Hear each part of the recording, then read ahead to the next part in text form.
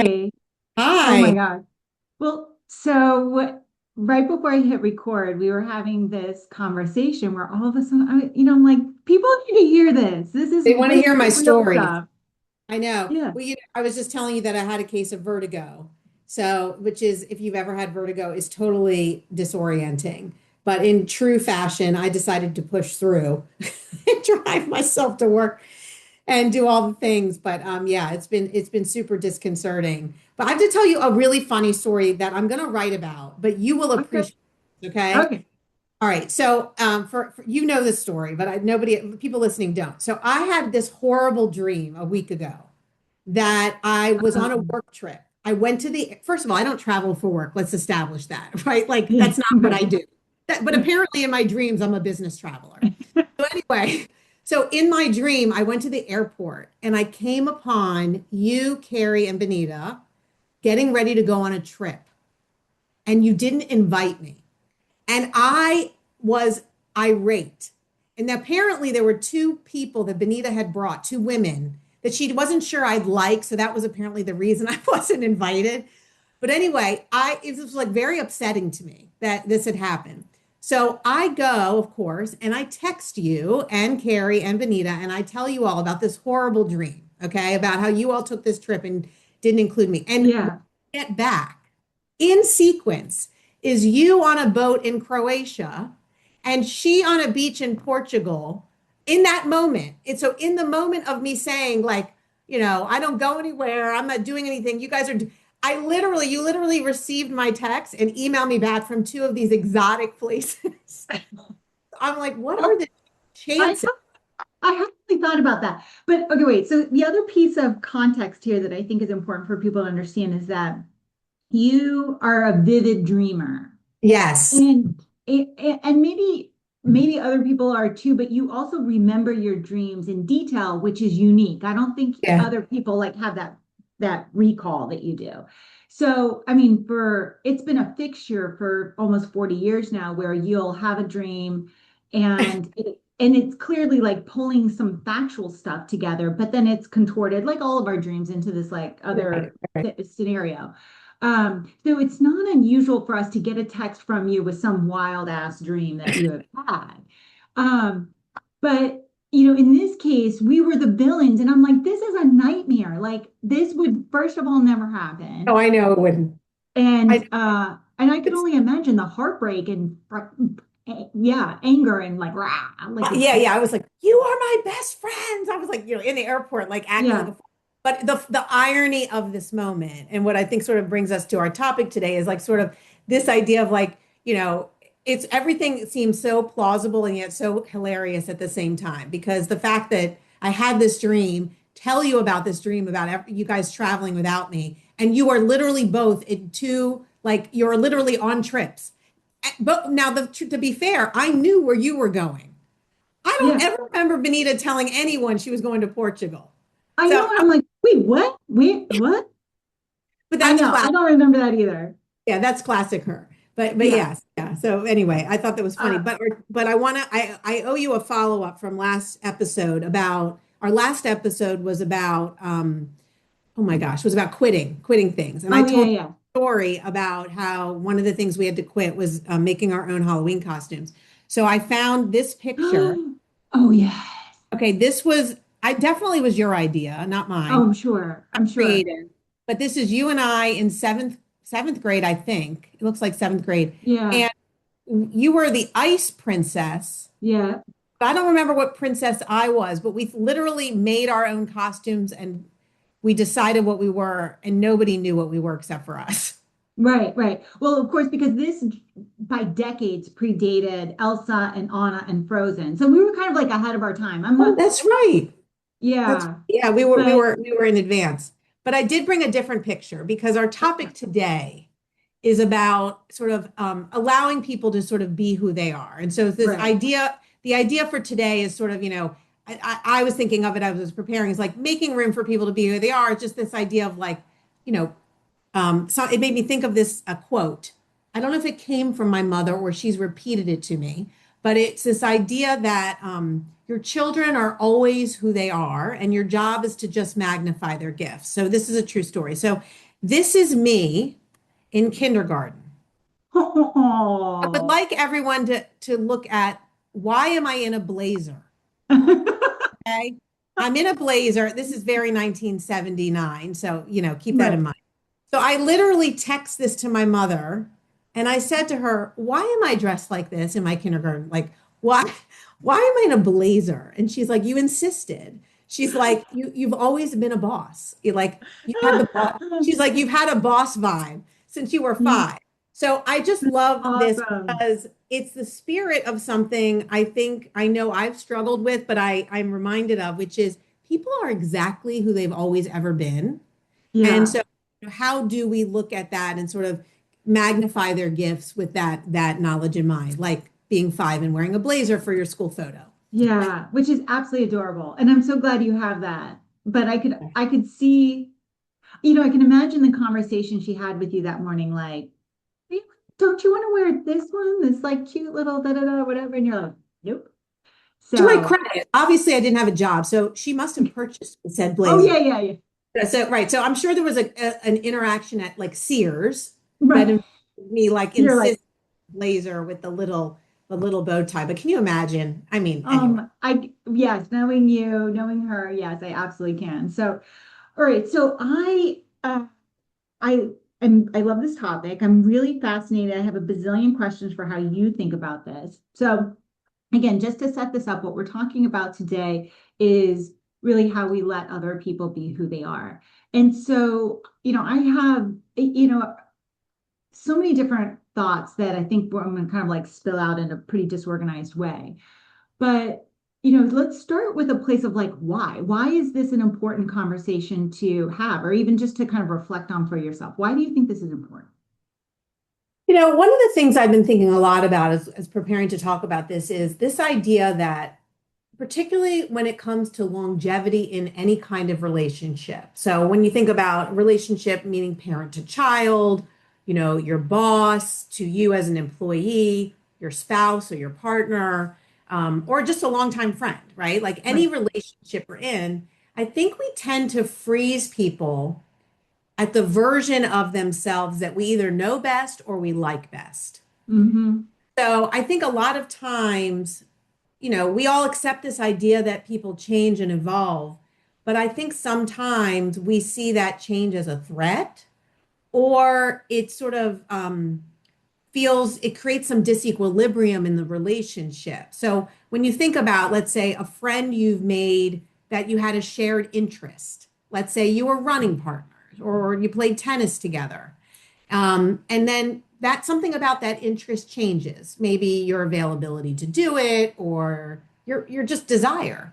And then people are like, well, you've changed. And it's like, I remember when we used to do that or you used to do that. And so I think that's one thing. From a work perspective, I think it's so true, particularly around longevity in relationships, is we sometimes see people, we remember the version of them that we met and not the version they are now. I know I've had that experience with now almost 30 years in my career where I run into people who maybe were really inexperienced at the beginning of their career and weren't really sort of polished. And now I see them, as leaders in their own schools or their own buildings. And part of me sort of is trying to figure out like, oh, they must be a different thing because the person I knew maybe wasn't ready for that or didn't want to do that. So part of what I think is sort of when I think about this idea of allowing people to change or to see them for who they are we seeing who they are today? Or are we seeing a version of them that we remember or we prefer? Yeah, yeah, I love that. So I would, kind of invite everybody as we kind of go through this conversation to consider all different kinds of relationships. We're not going to really be talking Right. about this in the context of just kind of like one set, like boss to employee or colleague or Right. partnership, but really kind of thinking more broadly about it. But the reason, like it just kind of the most like immediate reason that I think this is an important conversation for a lot of people to even just like reflect on for themselves is that so much of the tension or friction that we have in our relationships comes from this mismatch of our expectations of who we want them to be or or how they're just showing up as themselves. And so, the I don't think But there's something about this that I think comes with maturity, just kind of getting older. I don't think I personally could have had this conversation in this way 10 years and certainly not 20 years ago.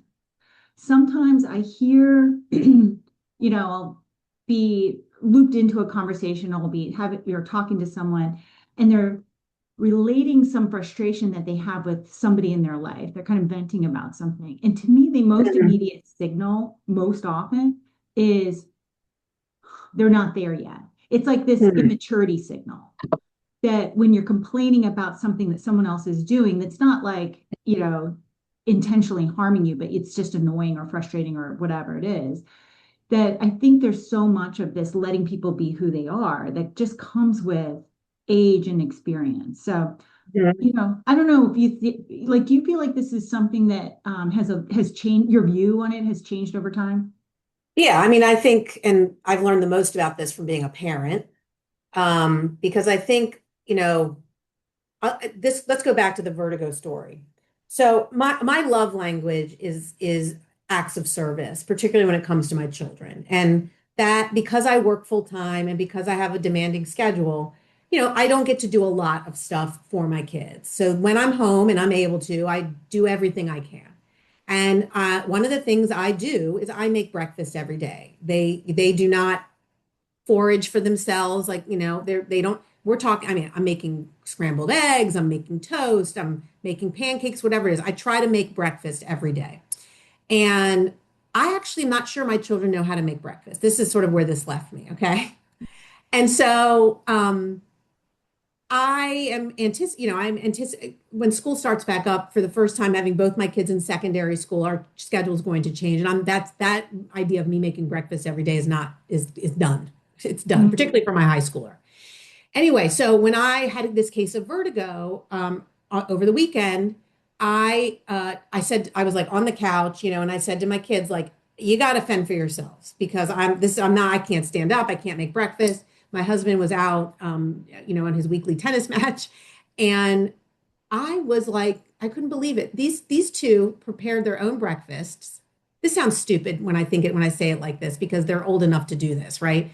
But they did, and they made me breakfast, Aw. and which was so sweet, and made my bed. Okay, made my bed. And I think one of the things that struck me with it, I was both pleasantly surprised and sad because their growth is in some ways a threat to the relationship I like in terms of how I've established that I'm the caregiver, that I do these things. And it's not about the making of the breakfast at all. It is this idea that their growth is in direct connection to my release.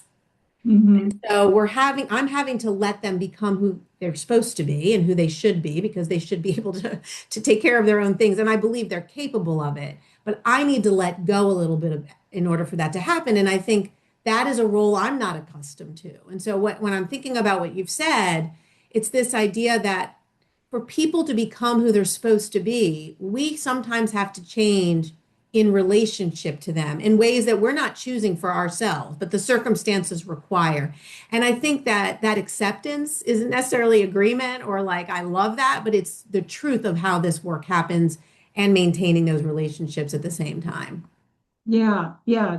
No, I mean, I think that's it's pretty profound actually to be able to kind of observe somebody else's growth, Yeah. um, be self-aware enough to know like, hey, this is triggering for me because I feel like I'm losing something here, even though I Right. know, when I can zoom out, this is absolutely for the best.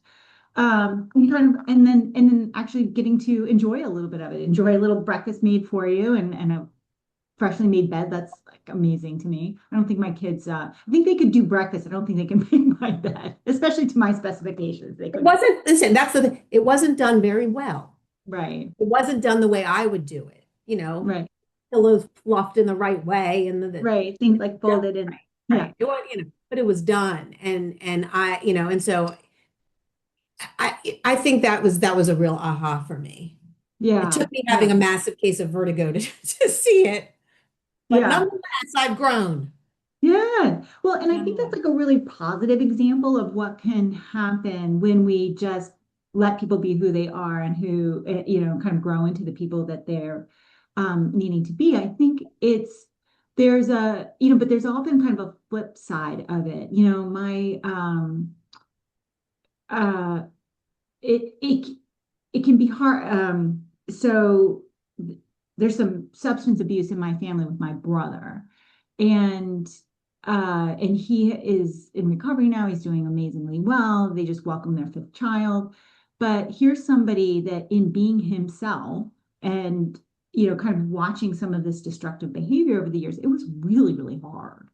And Mm, so um, it can be difficult to navigate, where those lines are. Like, how much do we kind of let people be who they are and kind of be on their own journey, and how much do we interfere, and where are those boundaries? So I think this, you know, so I just kind of offer that there, I think this whole idea of kind of letting people be who they are can be both, just a real eye-opening growth experience for ourselves, but it also can be really challenging when somebody's not really meeting our expectations, our needs, or certainly like just our hopes for them, to watch somebody either self-destruct or just miss opportunities. I mean, I think that's part of right. what's frustrating for me is that like I see so much potential and so many possibilities and so many people that I work with, and and to almost like, be in this position of trying to convince them of their own potential is not not as fruitful sometimes as I would like. Like, Right. people don't always kind Right. of buy into like how you see them, and it can be frustrating, like just to continue trying to like beat your head against a wall, trying to get them to see what they can do. Yeah, I Um, mean, I think it reminds me of this idea that you can love someone deeply and still not direct their life, right? And mhm. it's a this idea that, because I would not choose this for you, but that doesn't mean it's the wrong choice for you, right? It's the same thing no matter what anybody chooses. It's like, I don't feel that way, but that doesn't mean it's the wrong feeling, or I don't see the issue that way, but that doesn't mean it's the wrong way to look at it. And I think this idea of like, for my example, it was like, the dependent person becoming more independent changes my role as a caretaker. Mhm. And so that idea of, and yet intellectually, I understand why that's important. So when I think about the story, even with your brother, it's like, this idea of I want you to choose differently and I want to have more control, but I can still love you deeply despite whatever your choices Yeah. are. I think that to me is also a really important place of creating space for people because the truth is we all have to sort of experiment with becoming who we're supposed to be. Mhm. Nobody comes to this world fully formed or at their perfect, sort of state of whatever it is in life and work and relationships and love. And so I think the best relationships, the ones that have the most longevity, allow people to sort of experiment in a safe way. Like, I don't have to worry that you're going to abandon me or this relationship or this work, whatever it might be, because maybe I make a little mistake or I'm experimenting or I'm trying things. So I think that's hard to figure out because we do have to have ownership over our choices. And to me, that's part of the growth process. Right, right. Well, and not feel like I have to take on somebody else's, like, in his particular struggle, it didn't fit like my definition of our family. And Right. so, but, but so the other thing that kind of came to mind for me with this is that many years ago, so if you think about the opposite of letting people be who they are, the opposite of that would be being manipulative Mm, and doing what you can or what you perceive to be in your control to impact someone else's behaviors or how they think. And so many, many years ago, this is probably, I don't know, 15, 20 years ago, I had a boss say to me, like in a sort of joking way, but kind of that joking way that you get the sense like they're telling you something true. And I forget the exact phrasing, but the gist of it was he was calling me a master manipulator. And and I kind of course, reacted in the moment, like, what are you talking about, man? And but when I kind of look back on it in the moment, and then since then, he had a point. Like, I spent so much time professionally and personally trying to think through like what did I need to say? How did I need to show Uh, up? Or kind of what buttons did I need to push to get other people to do what I wanted? And um, anyway, so I just put that out there. I kind of like own that and something that I've uh, trying to shift over time, partly just because it doesn't work ultimately, but mhm. also, kind of believing more about this idea that it's, everybody else is better off just kind of being who they are versus who I'm kind of like trying to contort them into being.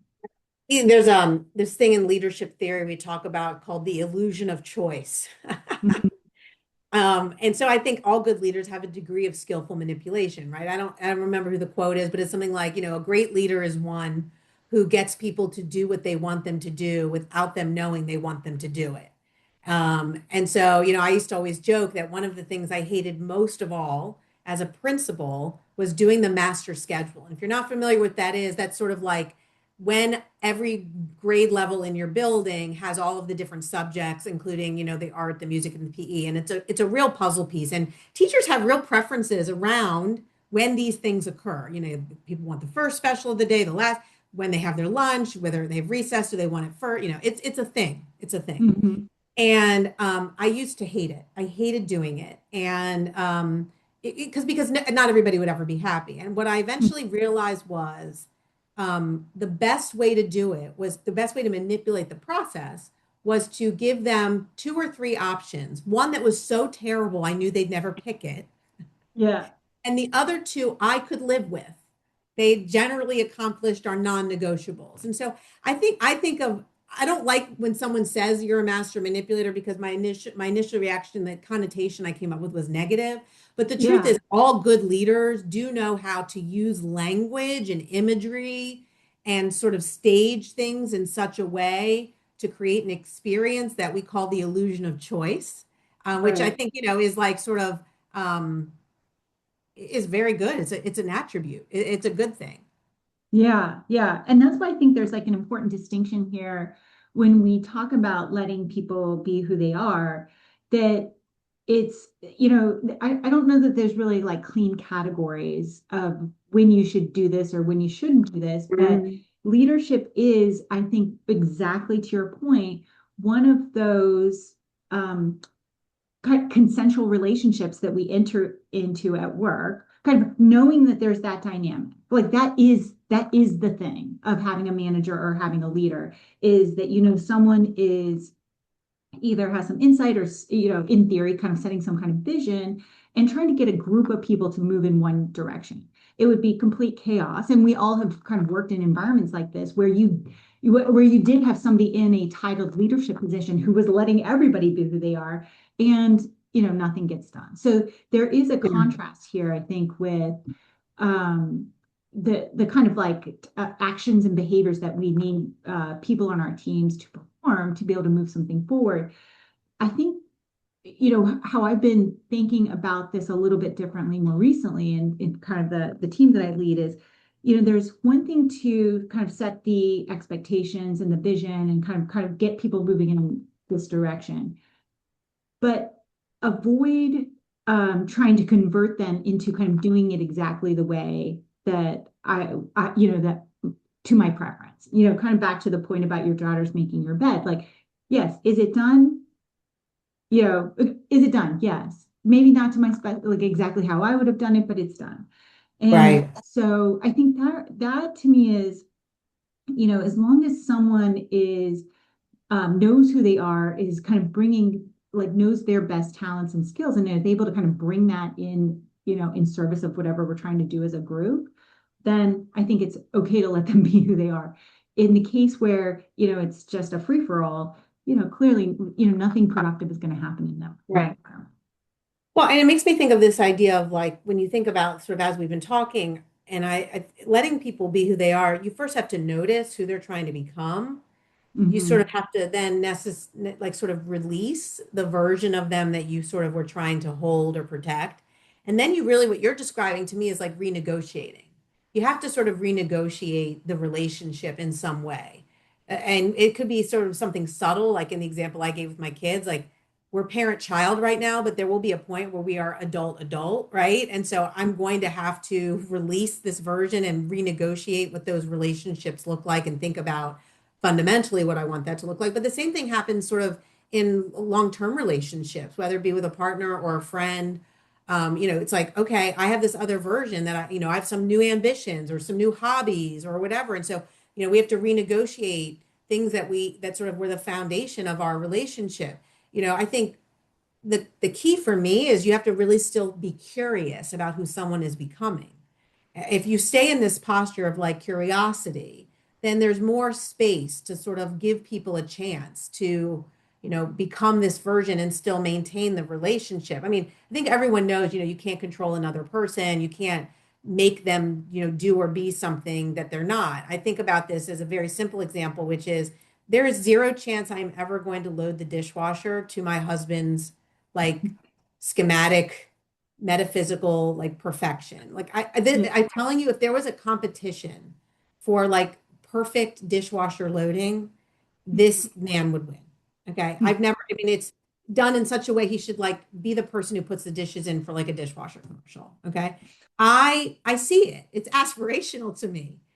I do try to replicate it, but I just do not have the either the he thinks the desire, but I don't know. There's something I can't do it. It's not. And so I joke about it, which is like, so we can renegotiate this. I can keep loading the dishwasher as it works for me, and you Mhm. can remove everything and reset it, or I can just stop loading the dishwasher and you can just do it the first time. He actually chose the latter. He wants to load it Oh, himself.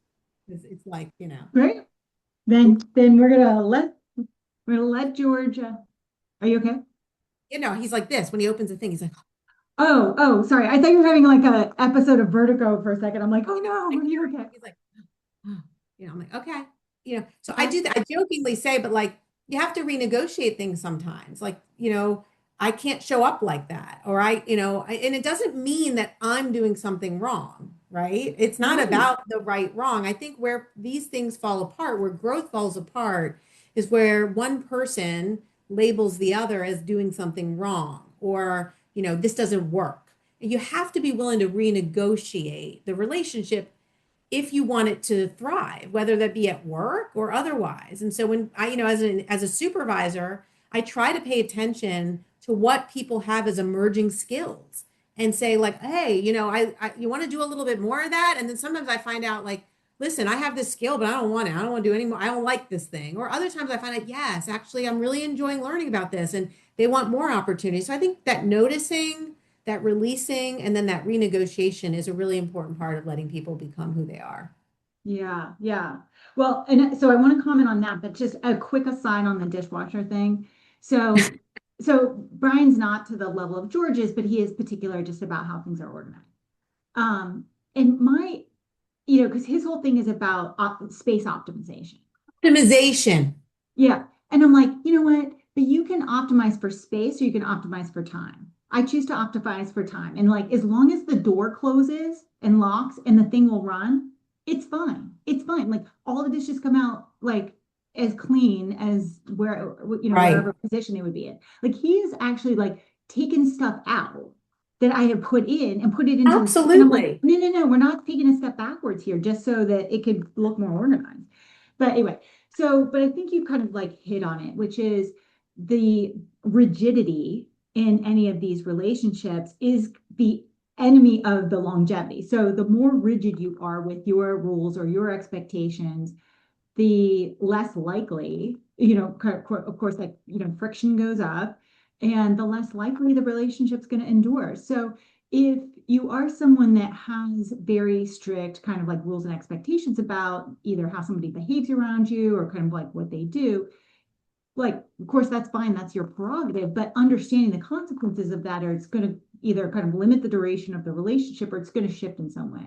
So for those relationships that you do want some like longevity in, which I know we both want with our husbands, many of us kind of course want with our children and our friends and many people at work, building in some ability to kind of like accommodate growth for them but also for ourselves is what ultimately is going to allow it to last. Yeah, and I think one of the things is like I think as the person who is triggered by poor dishwasher loading, not me, as the other Right, him. person Yeah. in our Yeah. relationships, both.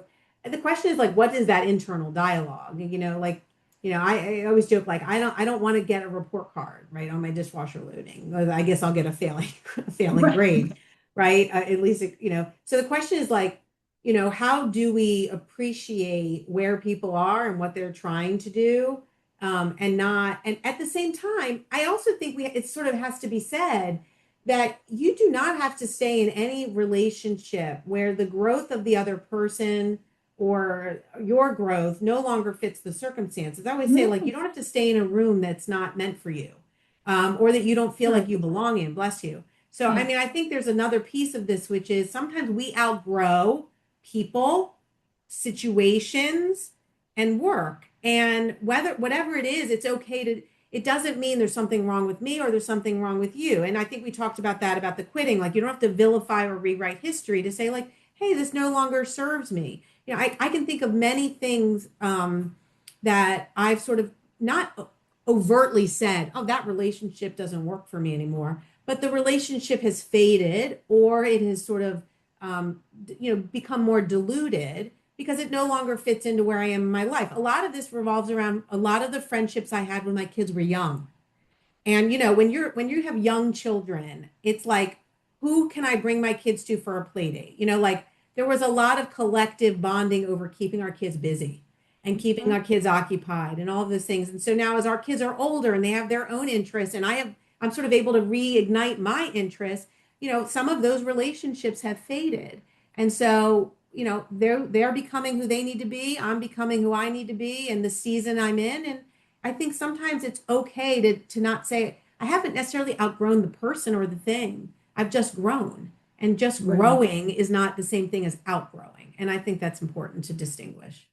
Yeah, I love that. So maybe just to kind of wrap this up as the sixth episode in our first season.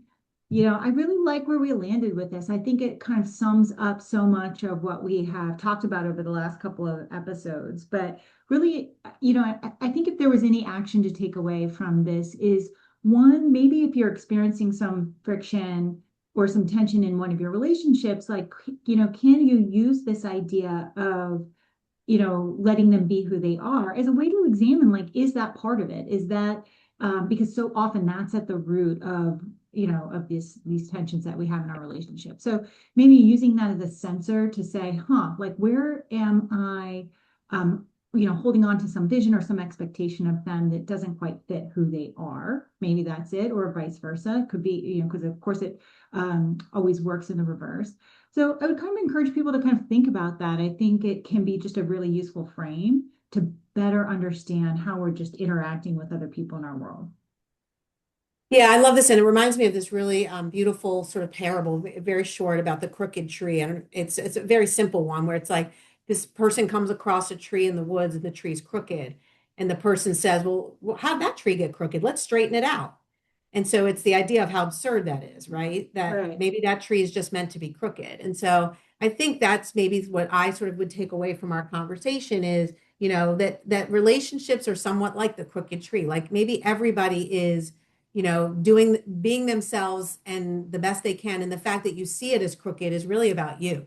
And so how do Hmm. we just let everyone be who they are, and allow that sort of evolution of growth to happen as it's supposed to, and make space for every version of the person along the way.